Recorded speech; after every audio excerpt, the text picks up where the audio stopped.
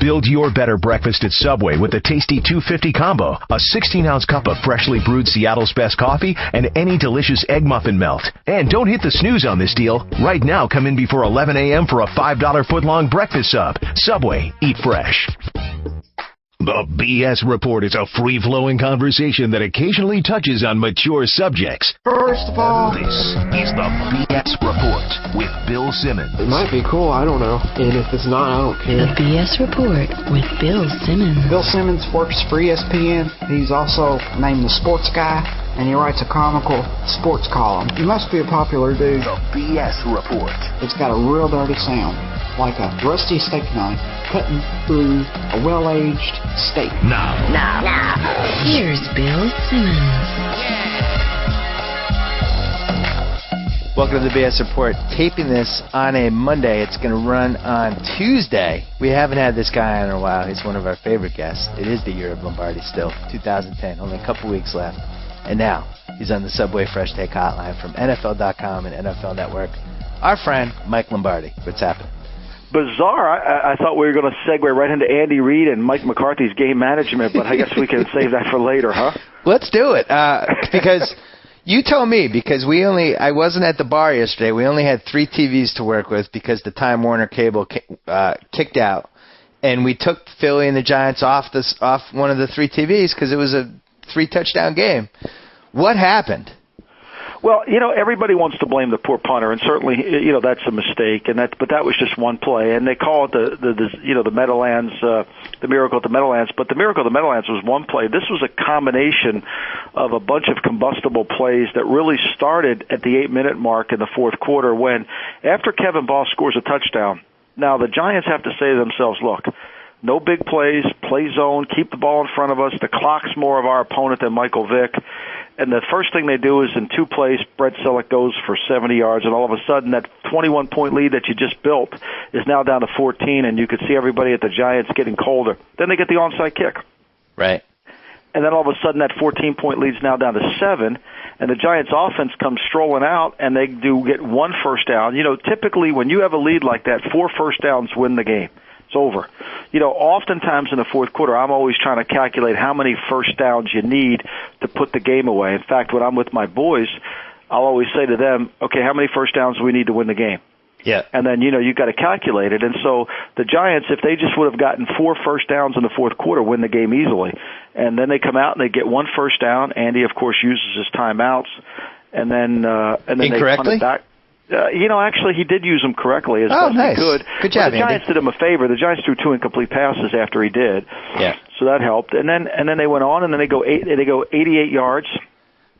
And then the Giants come back out and they try to manage the clock as best they can. They reduced it all the way down, and then the kid punched the ball in bounds. So everything that could have possibly gone wrong for the Giants did, and it's really their own fault. It's not just the punter. It's their defense. It's their offense. It's their play. It's everything. And, I mean, the one thing about this loss, it could galvanize them because all of them are to blame.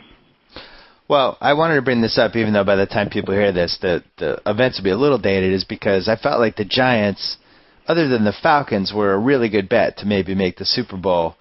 Can you come back from this? Well, I think you can either build from it or destruct you. I mean, I think you can really build the momentum, and I think the Giants, the concerns you have about the Giants are never going to go away. They don't tackle well. Their lack of speed in the secondary, I've talked about it till nauseum, and people have yelled at me and criticized me. And, they have to win the game with their defensive line. Their secondary is slow. I mean, watch the Cowboy tape and watch how people separate from the Giants' defensive backs. I mean, It was really kind of scary. So, those problems are always going to creep up on the Giants, and against a team like Philadelphia, which is fast. And what people don't realize about football, it's a lot like a boxing match, that the later rounds do matter, and they do add up points. And the Giants, when they get tired, the Eagles become faster, because one thing about the Eagles, Michael Vick, he never seems to get tired. He's like an NBA player. I never see him winded or exhausted. Yeah, and, on paper you'd say, wow, there's no better team to protect the lead than the New York Giants because they run for 5.5 yards a carry. But as you point out, if you're already a little slow on defense and you're trying to protect the lead and the other team's throwing every down, that little bit of slow becomes a lot slow. Yeah, absolutely. And the Giants, really, if you're going to fault anybody, and I know Giant fans will probably cringe when I say this, but the Giants' offense lost the game. Yep. They had a chance to go in there and get some first downs, knowing that if they punt the ball back to the Eagles, their defense is tired, and they're not going to be able to handle it. And then they blitzed, and the one thing you don't want to do with Michael Vick is blitz him and let him escape the pocket. And on the 88-yard drive, he has two huge runs. One of them on 3rd and 10 where Antron Roll allows him to get outside of containment, and it kills him. And you just can't play undisciplined at the most critical times. Is this the perfect Andy Reid type of season? Yeah, Super exciting. He's screwing up in his own ways, but they're kind of surviving him. The team is like that. No lead is safe for them or against them. It's really the epitome of everything we've watched for 15 years. Yeah, it's so brilliant. I mean, and the reality is, without Michael Vick, if he stayed the course and gone with Kevin Kolb, he's a 7-9 team. Yep. So add to Michael Vick, give him credit for signing him, and then he'd give him even more credit for playing him. Well, and then give really, him even more credit for cutting ties with McNabb when he did. With no question, but he did it for the wrong guy. Right. You know, and really, this Michael Vick has made the Philadelphia Eagle team a Super Bowl contending team with Kevin Kolb. And I'm not trying to pick on Kevin Kolb, but Kevin Kolb would have a hard time standing up after Week 14 from all the hits of this bad Eagle, because this Eagle offensive line is really bad. So, in a way, Vic, what other quarterbacks could have even thrived behind that line? I don't know. I really don't know. I mean, there's not and Andy does a great job of protecting the quarterback. He chips with his backs. Brett Selleck for 1 week was blocking more than he's gone out in routes, and so they've done a nice job of trying to do that. But the reality of it is Vic's the great shifter of balance of power in the league, and he has two terrible offensive lines on two of the top 5 teams in the league, Pittsburgh and Philly. Flies against everything that we thought mattered in football. What do you make of that? That because it's still a quarterback league, and the quarterbacks can overcome a bad line. I mean, look, Big Ben's hard to get on the ground. The problem is when you go on the road, the Eagles, they lose to Chicago because the line kind of breaks down a little bit, and Pittsburgh can lose to a team like the Jets because their line breaks down at the most inopportune times, and so. What can you do? I mean, look, that safety they give up yesterday is they don't block it right. They're trying to run a power play, and it gives up a safety, and it cost them the game. Rank your top 3 right now, not for how they're playing right now, but realistically winning the Super Bowl. We know the Pats are 1, I'm sure, but give me 2 and 3. Well, I think Philadelphia, just because Vic is a problem to deal with. And, unless you play Philadelphia and know how fast Vic is and know how fast Deshaun Jackson is, that can lure you to sleep a little bit. Even though they look fast on tape, until you play them, they're faster than you believe they are. I think Vic is. And then, after that, Atlanta has to be in the contention because the road to the Super Bowl is going to have to go through the Georgia Dome, and the Falcons play so well there, and they have a way of handling speedy teams on offense with their defense at home particularly. It really is setting up possibly for this Philly-Atlanta NFC title game in Atlanta, which would just be incredible. Yeah, Philly dominated Atlanta here at the Link in Philadelphia. Yeah. It was really not even a game with Kevin Kolb, and Kevin Kolb was struggling the week before, but they came out and ran a couple play-action pass plays and really got the Falcons secondary caught off guard. One interesting thing, though. I think it'll be on the carpet. Vic will even be faster. One interesting subplot, though. So Philly's 10-4 in Chicago. We're taping this on a Monday. I'm assuming they're going to be at Minnesota tonight. They're 10-4. If they ended up tied, it would come down to head-to-head, and Chicago beat Philly, which would move Philly to number 3, which means they'd have to go into Chicago in round 2.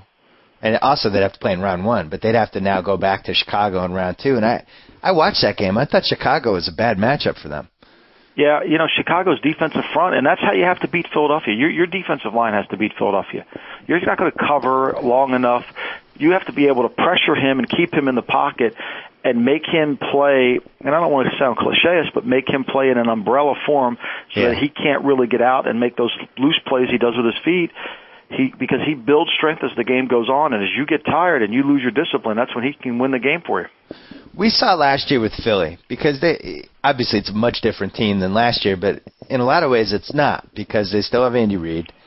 They still are a big play team, and what teams did to Philly last year was they just took away the big plays, and they were you were not getting big plays against us. I guess the X factor here is that Vic can make them with his legs, but why can't teams just do that when we get into January and just say, you know what, you're not beating us deep, you're not doing it? especially when you have a 21-point lead. I mean, that's really the problem. That's what you have to say to yourself is manage the game correctly. You get a 21-point lead on Michael Vick, play zone, rush 3, walk up the field, don't run up the field, keep him in front of you, and make him throw the ball into tight windows like the Jets did on the final drives of the game with Ben Roethlisberger. I mean, they forced him to throw the ball into tight windows, and they covered. So I do think the plan can work. I think the Giants got carried away. They rushed, they blitzed, they tried to take the game away, and they played their defense, and they played too aggressively, and it cost them. Because potentially, if Philly ends up with the 3 seed, which is really possible, the 6 seed is going to be probably either Green Bay or the Giants. Right. And I think both of those teams are bad matchups for Philly because of what we're talking about here, right? Right, absolutely. Green Bay's defense can match up to them, and they can create some problems. Woodson can tackle. They can create turnovers with their tackling, so it can really become a problem. The best place to be in the NFC is the 5th seed, because you get the winner, you get the NFC East winner, and it's really almost like you've had a first round bye. And then you could basically you're hoping the 6 seed beats the 3 seed, because if you beat the 4 seed, then you go and play the 2 seed, which is probably going to be Chicago, which is the most beatable of all these teams. I still think when this all shakes out, it's going to be Atlanta. And you got to give Atlanta credit, because they're taking care of business week after week, and they're not just barely beating these teams. Like, they're actually like walloping these teams, which is what you want to see. Yeah, you would have thought that, they would have stubbed their toe at one of these road games, and they've been able to endure. They overcome a couple things, and they find a way to win. They go out to Seattle, which, look, Seattle stinks as a team, but they were able to find a way to win out there at a place that's difficult at times to win. The Jets went out there 2 years ago and couldn't do it. Brett Favre. It's a tough place to play, and the Falcons, give them credit. They've done a great job with winning there. Jacksonville, Indy, what'd you take from that game? Well, I've never really bought into Jacksonville all the way. You can't turn the ball over like Jacksonville does and test fate and win a game. And, the Jacksonville, when they play from behind, it exposes their offensive line. And when they go on the road now, they played the Giants tough on the road, but as the game went longer and longer, the Jaguars struggled to find a way to pass the ball and be effective. So I've never really bought into it. I thought Peyton Manning was going to win the game. I think the Colts are a team that nobody wants to play in the playoffs because Manning could get hot, and if he's hot, he can cause you problems. I think losing Austin Collie yesterday really hurts him. Yeah, and Sal and I talked about this on the Monday BS report. If Collie has 2 concussions, why are you sending him over the middle? I mean, is that just a coaching mistake, or do you protect him? In football, there's no safe place from concussions. Okay. And so, I mean, it's kind of hard to. I agree, but I think ultimately Collie is this could be career ending. I mean, you don't get 3 concussions in 1 year and think you're going to be able to bounce back. I don't know. I know. I agree with you. Yeah, you can't totally prevent it, but it's that same pass over and over again that is getting receivers crushed and getting the concussions. It's that pass where you lead the guy over the middle and you overthrow it a tiny bit, or he catches it and he's turning. And with him and with 2 concussions in 1 year, I just don't understand how you even put him in that spot. Yeah, well, the problem is that offense. I mean, everything Peyton Manning does is seam read. So the staple of their offense is that pass up the seam where it's going to be in the middle of the field, because ultimately New England or whatever team's playing the Colts don't want to give them seam read. They don't want to play coverage that gives them the seam read, and so you can't really take it away because he's got different ways of utilizing it. So it becomes very difficult for a guy like Austin Collie to stay out of the seams. Who's having a better season? Manning with a garbage offensive line and all these wide receiver injuries and no running game where, there's no room for error at all, or Tom Brady with a lot of weapons just killing it every week? I think Tom Brady's having the better season, but I think Peyton Manning's not getting enough credit for playing with a bunch of guys that probably wouldn't be playing in the National Football League if it wasn't for the Colts. If it wasn't at the Colts. Yeah. I really agree with that. I think Peyton Manning takes too much of the blame. I thought his comment about, I've never been, when they asked him to hang in there, and he said, I've never been anywhere but there. Yeah. I thought that was brilliant, and he's right. And, just Tom Brady's just different this year because he's adjusted to what he's doing. And what Tom Brady does at the line of scrimmage and the way they run their offense, he's just been magnificent, not turning the ball over, protecting it. And even though last night they had their C game, they still won. And, I thought the great drive in that Sunday night game was when he just kind of went no huddle and kept the Packers in that nickel, and all of a sudden he's got tight ends isolated against nickel backs. I thought that was brilliant. And I think Collinsworth is great, but in that specific instance, I didn't think he did a good enough job of banging home what was happening, because Brady just basically said, all right, I'm taking control of this game right now. And I don't know, him and Manning, maybe Breeze, what other quarterback could do that? Well, the problem is when you watch tape like I do, and you watch Peyton Manning and Tom Brady do those things, you say, geez, if you don't have a guy that can do that, you got no chance at winning. Yeah. Because last night what he did was he changed the protection. He got the route he wanted. I mean, everything they do is to make it easier for Tom Brady to be effective once the ball snapped. And typically, and nobody realizes this, but if there's a guy who's running uncovered down the field, and Brady doesn't throw the ball to him, it's probably because Brady thought the guy was going to be covered and the defense just made a mistake. That's how well prepared he is. And so, he's just different. The way their offense is in rhythm is different. And every week it's a specific matchup against a specific opponent. And last night, the Packers did a nice job of trying to control Welker. But for somehow, even though they didn't have the ball enough, they found a way to grind out a win, and that's a testament of being a very good football team. Does this Manning season that he's having right now remind you of Brady in 2006 when Rashae Caldwell was the number one receiver, and they came within a 3rd and 3 of making the Super Bowl somehow? I think that's really, really true, because I think until they're eliminated, they're always going to be a Super Bowl contender. And you're just saying, how are they doing this? But you got the coach and you have the QB in place, and that's the Lombardi law. The QB and the coach. We saw it with Houston, 5-9 this year. You're not getting the leadership. Everybody keeps waiting for Houston to get tougher. Nobody enjoys being behind 21-0 like Houston does. They enjoy it. They can come back, and they probably, if they were in basketball, they'd all lead the league in rebounding, but they'd be all missed free throws. To the Minnesota Timberwolves. All right, let's go through the Super Bowl contenders, and you tell me the worst case scenario team for them to play in the playoffs. We'll start with the Pats. Team they don't want to see in the AFC. The Colts. Really? The Colts? Yes, wow. The Colts. Because, there's a history there.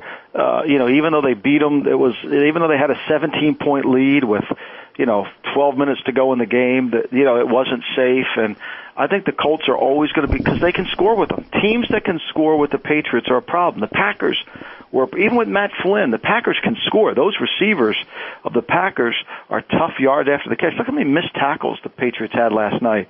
Yeah. So I think the Colts are the one team in the AFC that they're worried about. I don't think they're worried about the Jets. I think they understand how to attack the Jets' defense. I think they understand Mark Sanchez. And I think they understand how to handle the elements in New England. But I think Peyton Manning is the one guy they want eliminated. I would have said Baltimore.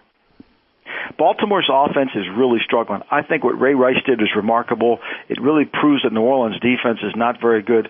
But Baltimore can't win the way they're playing on offense right now. Their offensive line with Matt Burke at center, to the right guard, to the right tackle, have not played well all year, and it's going to cost them. And their offense really, if you were a Baltimore Raven fan and you watched the Houston Texans cover their receivers like they did, you'd say, geez, we're in trouble. Because Houston can't cover anybody.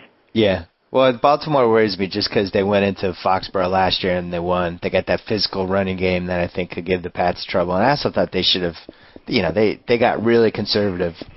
I think week 5, week 6 in Foxborough. It was a game they should have won, and they just basically didn't. Well, I think part of it is they don't have a signature run anymore. I mean, they used to be able to say all those things you said were things that Baltimore used to be able to do, but right now they don't have a signature run. The signature of their offense is running hitches.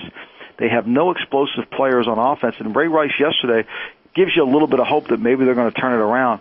But up until that point, they have looked really sluggish and looked really hard, have a hard time matching up offensively like you think they would. They should be, I tell this to Phil Simms every Wednesday, they should be like your teams, the Giants in the old days. Where's Otis Anderson? Just get them the ball, run it, be physical, but they're really not.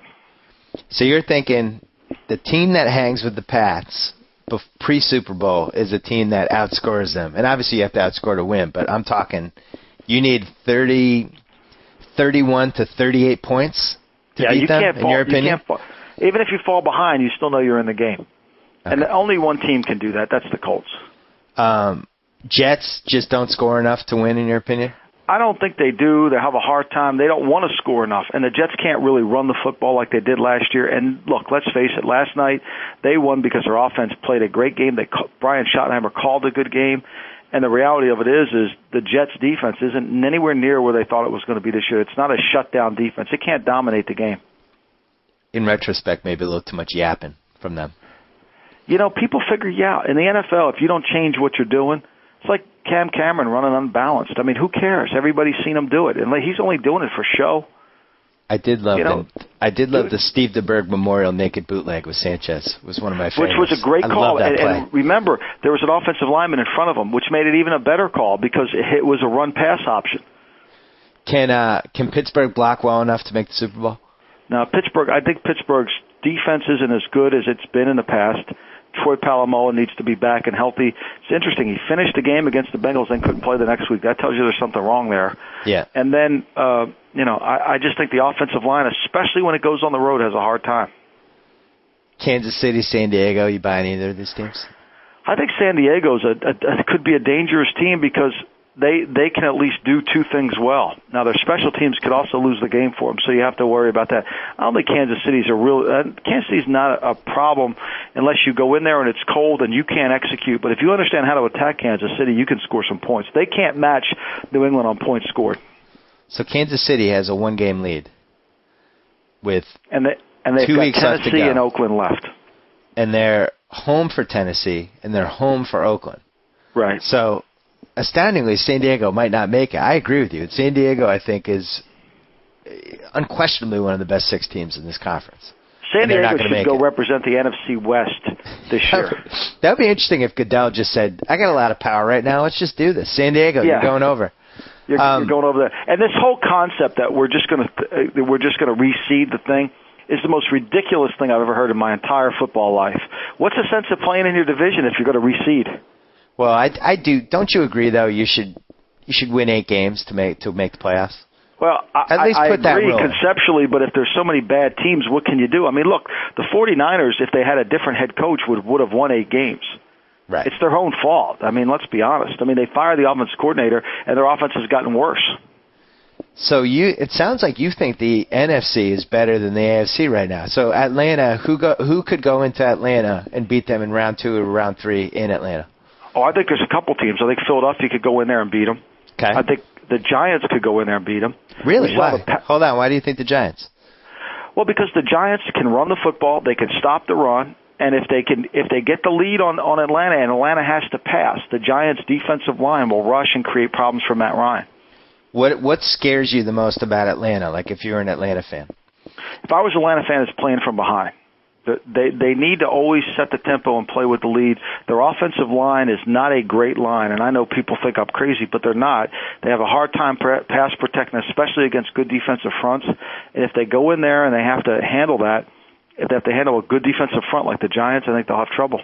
And Philly, obviously, Andy can just kill them single-handedly. It seems like we saw yesterday that if they get in a situation. He throw the flag. Everybody, I mean, of all the times for him not to throw the flag, he throws the flag in the first quarter if he thinks somebody's lined up off sides. Right. And now at the most critical point in the game, he can't go to his holster. I didn't understand that at all. So what's their worst case scenario? Philadelphia? Yeah, for a team, for an opponent in round 2 or round 3. I think Philadelphia will have trouble with a team like Chicago. Yeah. That is really good in their defensive front, plays a disciplined zone coverage, and will keep Michael Vick in front of them. Chicago, what is their worst case scenario? Anytime they have to go on the road, because bad lines don't travel well. Oh, interesting. That sounds like when you're a a bad fortune offensive cookie. line, it's tough you might as well leave them at home. Yeah. It's tough. That's why Atlanta, it's shocking they're winning on the road. Their line's not great, but the best part about it, if you're a Falcon fan, you don't have to go on the road. I was kind of buying the Saints, and I picked them to beat Baltimore yesterday, and really thought they were going to, and watched the game, and just something imperceptible is missing. What's missing for them? They're not good enough on defense, and they can't really stop you when they have to stop you with their defense. They become a scheme defense, and they've got to scheme you. And if you have a good offensive coordinator who understands their scheme, they're a little bit like the Jets. If you can block them, you can attack them. Okay, because watching them, I agree with you. They're not getting stops, but I couldn't totally figure out why, because it seems like they have the right amount of speed. So what's missing? They're just not big enough in the front four? They're not physical enough with their defensive line. They can't control the game with their defensive line. They have to attack you. And if you understand the scheme and they play against a good quarterback who can make some plays down the field and score with them, like Baltimore made a few plays down the field. I don't think Baltimore's offense is great at all, but if they can make a few plays down the field, then all of a sudden New Orleans' defense isn't good. And especially, like if New Orleans were to play the Patriots would give them problems because New Orleans needs to play a one-dimensional team. Right. They want to be able to shut down your pass or shut down your run. But when they play a balanced attack, they have to cheat a little bit. And if the coordinator's smart, they can really mess up New Orleans, and that's where they get caught. So would you say Green Bay is the San Diego doppelganger? Like a team that's definitely one of the best six but might not make it? Yeah, Green Bay really is. I mean, Green Bay, and I know Matt Flynn played well last night, but the mismanagement of the game at the end, and Matt Flynn can't really. I mean, New England was basically saying to we're not going to give you a big play, and even though they did, they kept the ball in front. They tackled so poorly last night, but Matt Flynn made some nice throws, but at the end of the day, they really lack a backup quarterback. I mean, if they would have had Mark Bolgers, let's say, with those receivers, they might have won that game. I still blame. Green Bay's got to win that Detroit game. And if they don't make the playoffs because they could only score 3 points in Detroit, I don't care if Rodgers gets hurt. You can only score 3 points, you don't deserve to make the playoffs. So I don't feel sorry for them. They also lost those consecutive overtime games to Washington and Miami. They lost that terrible Chicago game in Week 3 on the Monday night. This is their own doing. No, there's no question. And you're not as bad as they are in close games for a reason. I mean, well, let's talk about Mike McCarthy then. What did you see last night from him that you didn't like? Well, I thought for 58 minutes he was good. I knew he had to gain an extra possession, so he catches him off guard on the onside kick. He managed the game at the end of the first half. He knew he was going to get the ball. He gained the extra possession. He tried to keep it easy throws. I give him credit because I didn't think he would run it as many times as he ran it. Now, I think the problem, too, if you're a Packer fan, if you had a more talented running back, you probably would have been able to build a lead on that team. But because they have very pedestrian-like running backs, you couldn't expand the lead. And then in the last minute, his thought process was sound. He was saying to himself, look, I got to score, and I don't want to give the Patriots a chance to come back and tie the game up or beat me. Yeah. And he became overly concerned with that, and he let the clock really dwindle down, and he forgot he had Matt Flynn at quarterback. If he had Aaron Rodgers, I'd say, okay, fine. But you got Matt Flynn at quarterback. It's a problem, and you needed to really – and then you could see they weren't repped enough to be able to go the line and run. He had to call a play for him. And, obviously Flynn's not experienced, and you could see it wasn't really rehearsed. And you could see that situation wasn't prepared for it. It cost him. I mean, they didn't even throw the ball in the end zone at the end of the game. There wasn't even a jump ball throw. How bad's that? It is true. Did you see anything that they did? Because I agree with you. McCarthy, I think, is a really good game planner. And I think he's one of those guys, he's the overqualified offensive coordinator, but maybe it's slightly underqualified to be the head coach. What did he do last night that other teams are going to steal going forward? Well, he had, basically all he did is throw a really short passing game, and they've got great receivers. The problem is you can seal the plan, you don't have his players. It's tough to get Jennings on the ground. It's tough to get Jones on the ground. It's tough to get Driver on the ground. Those are guys hard to tackle, and they create problems for you. And the short passing game is something that New England has always been willing to give you, but you got to be consistent on 12 plays and move it down the field. New England stops them if they could just tackle, down in the red zone. They had a couple chances to get off the field on third down. They don't make the tackle. And then, of course, the penalties hurt, too. So, they put the game away with an interception. They get the hand to the face. Even though I thought Vince Wilfork was held on that play, they missed that call. Yep. So, it was, I think people have tried to copy that game plan. And it was, to me, it was the Cleveland game plan. No negative plays. We're going to try to get 3 yards every time we touch the football. Get to third down. We know they're either going to be in man or zone on third. We'll win that third down, and we'll just try to keep it. And then their defense did a great job of not letting the game get away from them. Did you go to the Giants-Eagles game yesterday? Yeah, I was there live. Is it fair to say that... Michael Vick, how about this? Michael Vick, when I asked him about the Meadowlands 1, of course he wasn't even born yet. He had no idea what I was talking about. Really? He wouldn't have known Herm Edwards from Joe Pisarcek from anything. These wacky kids today. That shows you how old we are. I was going to ask you, because you have a pretty good feel for this stuff, and you've been to the old stadium a bunch of times, and it seems like both the Jets and Giants are just losing games in front of these dead crowds. Is the stadium a problem?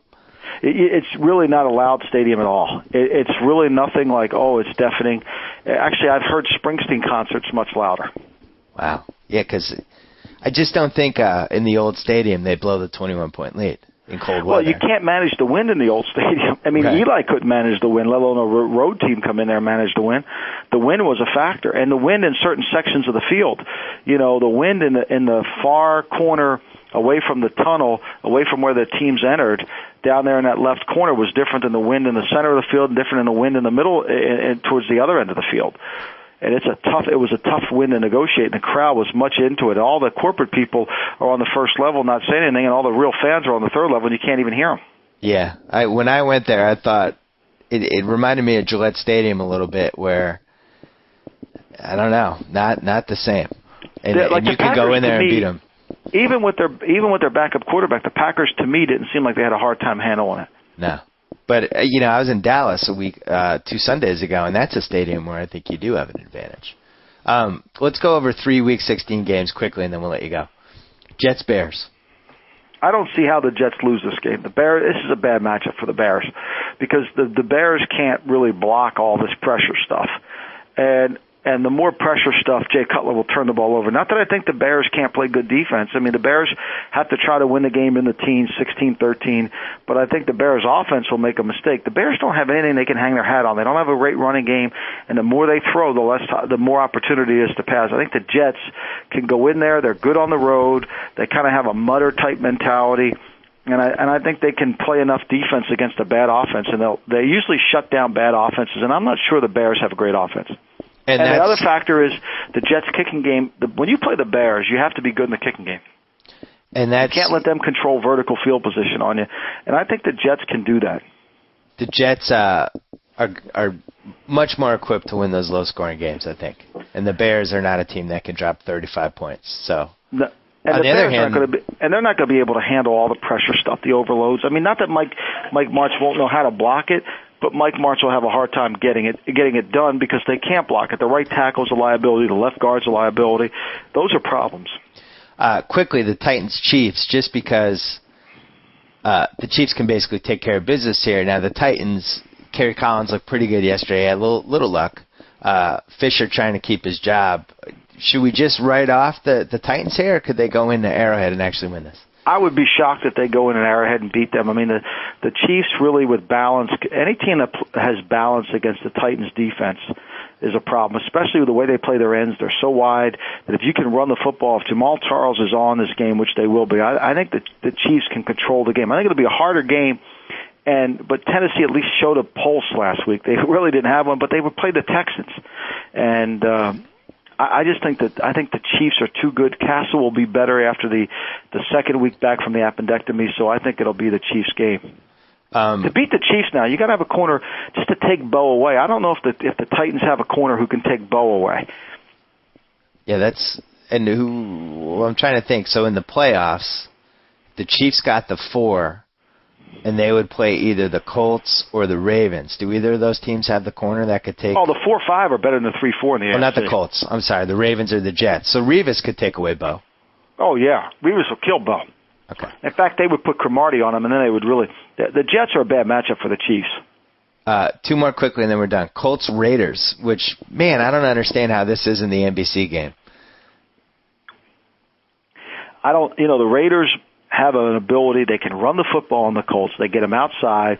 The way the Raiders have to win this game is they've got to be able to win the game by running the football and pressuring Manning. And if they play all that man-to-man, Manning will pick them, and Reggie Wayne will have a big day, and they'll get the early lead. And if he knows what they're in, like he will, Tebow, the one thing about starting Tebow against the Raiders, it was not going to be a preparation game for him. He knew the coverages before the snap because the Raiders are going to play the same coverages all the time.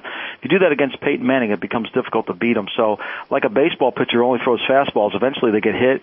I think Manning eventually will win this game later, but the Raiders have to be able to run the football and prove they can run it. And the Chiefs and the Colts on the road are not a great run team at all. I mean, they can't really handle run defense, period. When they go on the road, it gets worse. I think the Raiders are pretty good. They're 7-7, I know, but I think they're probably the best 7-7 team. 7-7. Well, look, they you know, the game that kills the Raiders this year is they just can't make a field goal in Arizona. Yep. Against a really bad Arizona team. I mean, they're, you know, and that's the difference between them and Jacksonville. I mean, Jacksonville gets the 58-yard field goal, and then the Hail Mary pass against the Texans, and all of a sudden they're an 8-6 team, and the Raiders don't get those, so that's what kills you.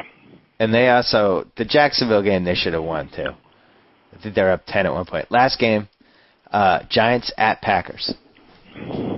Well, again, you know, the matchup the Giants don't want to see is receivers that are really talented in space and can break tackles and run, and that's what the Packers have. And I think the Packers, if they get Rodgers back, it becomes a much difficult game, especially up there.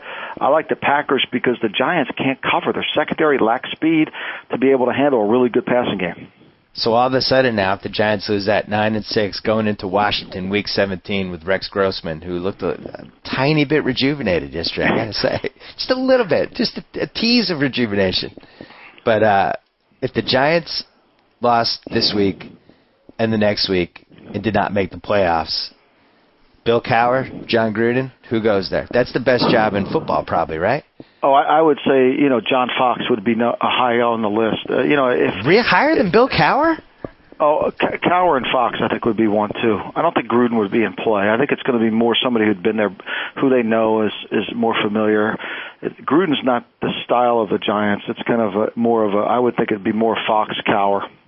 But I think if they don't win, I think Tom would be in some kind of trouble because, look, John Mara's come out in a nice way and said we were the, you know, he was highly disappointed in the 8-8 last year. If they don't make the playoffs this year, I can't imagine he's going to be happy. Is that the number one job in football? If not, it's close. I mean, you know, it's got great ownership, it's got great facilities. You know, it's got everything you want, and, you know, got a quarterback. I mean, let's face it, people can make fun of Eli Manning, but at least you go in there and you can manage the game. And yesterday, if they could have done something offensively, they wouldn't be in this mess. When it was critical. I know they scored 31 points, and I know they did a nice job, but you have to put games away in the NFL. The NFL is like the NBA. The team can hit threes, no lead safe, and the Eagles are a three-point shooting team. Right. I think that's a Cowher location, personally. I wouldn't disagree. That's a nice hire for them, too, and a great move for him because he's already done it in a smaller market, and I think, you know, for him. Well, the Maras and the Rooneys are very close family, so that obviously lends itself.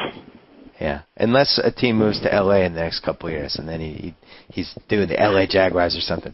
All right, Mike Lombardi. So the next time we'll talk to you will be round one for the Playoff Palooza, the annual BS Report tradition. Try to stay out of trouble until then. I will. Merry Christmas. Merry Christmas to you, too. Talk to you. So I get to sign off. Whoa! Thank you for downloading the BS Report with Bill Simmons. Too much fun. Check out more podcasts at the iTunes Music Store or at PodCenter at ESPNRadio.com. Peace out.